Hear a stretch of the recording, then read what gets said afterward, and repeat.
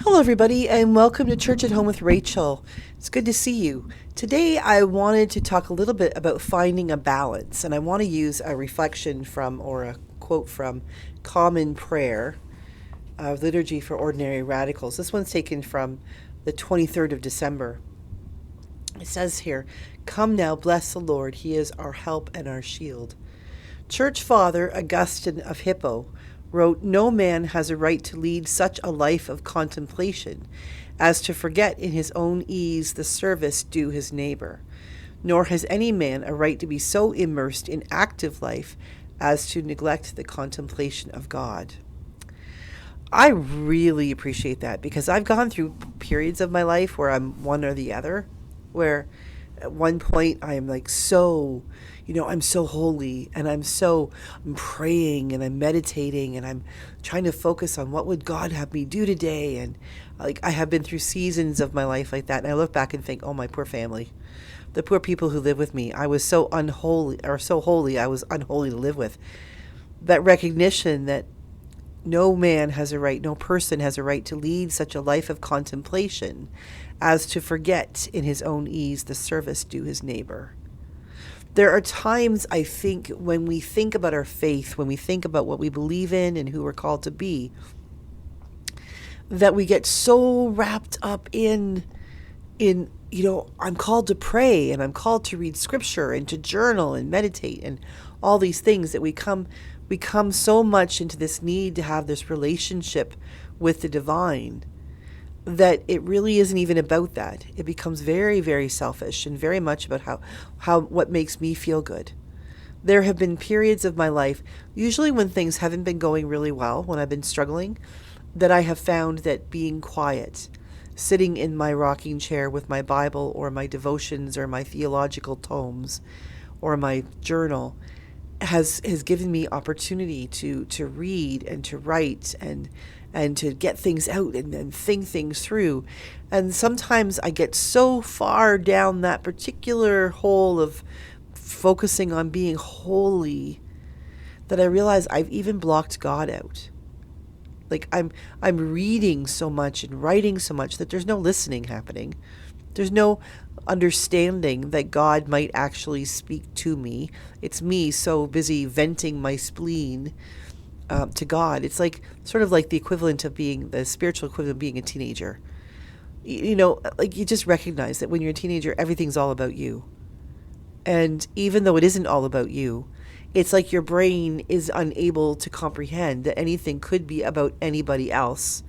And even when it is about somebody else, like your best friend or your buddy at school, and you're trying really hard to help them, in the back of your head, you're thinking about all the ways that, I've racked one up here.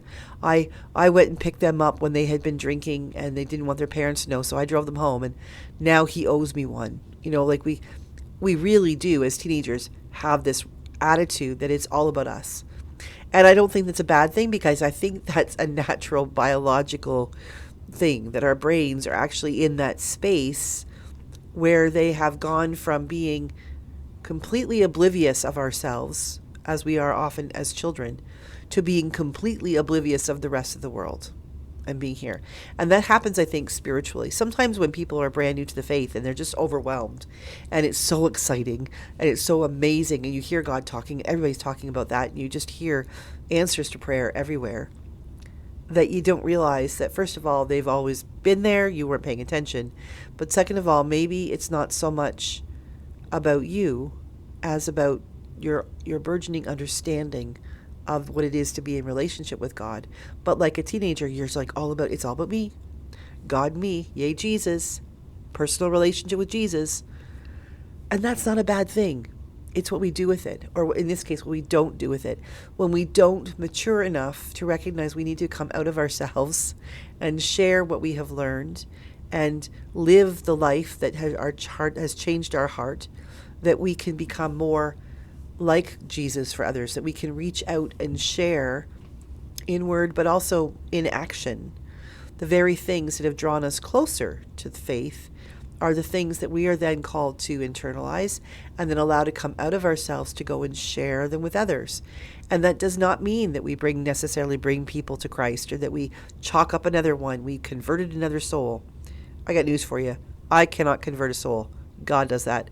I don't worry about that. I don't worry about that. I worry about whether people have an understanding that they are welcome to have a relationship with God. Period. Whether they choose to or not, that's up to them. The truth is, though, the same thing can happen on the other end of the pendulum. When we go this far over here, that we become completely centered on prayer and this is who I am and am I not a holy person, to the opposite. When we come out of that shell, we come out of our rocking chair in our little temple in the corner and say, now I know I am called to serve.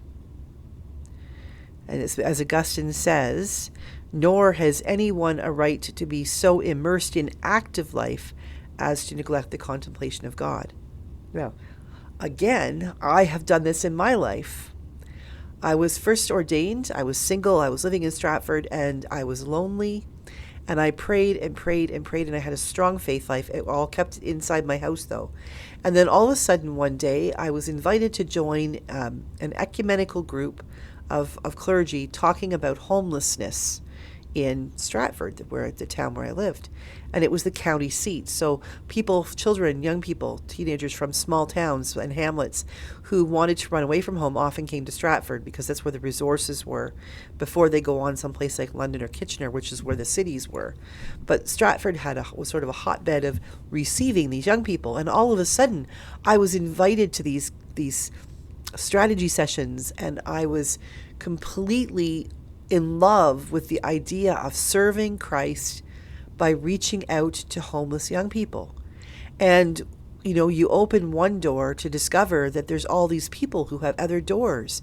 And in no time at all, I was busy all the time. I was on the Perth County Prevention for Homelessness Committee. I was on a committee trying to create a home for unwed mothers young women who were pregnant and needed a safe place to be before they gave birth and then with their baby after. I became part of the board of SAIL, which is the Stratford area Access to Independent Living, which was for teenagers. I was, and all the offshoots of these, I was busy all the time trying to do the work of Jesus Christ out in the world that I didn't have time to pray. Or at least it felt like that. And the pendulum swung the other way. And it didn't take very long before I started to feel empty and like something was wrong. I was still doing great work. My heart was in it for the right reasons, but I was not acknowledging that I couldn't keep feeding other people unless I was fed myself. Augustine is right.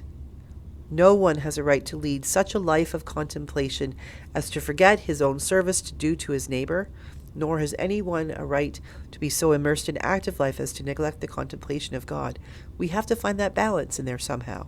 We have to find the balance between being quiet and in relationship with God, that we might be filled up, that we might then go out in God's name to serve the people that God would call us to serve.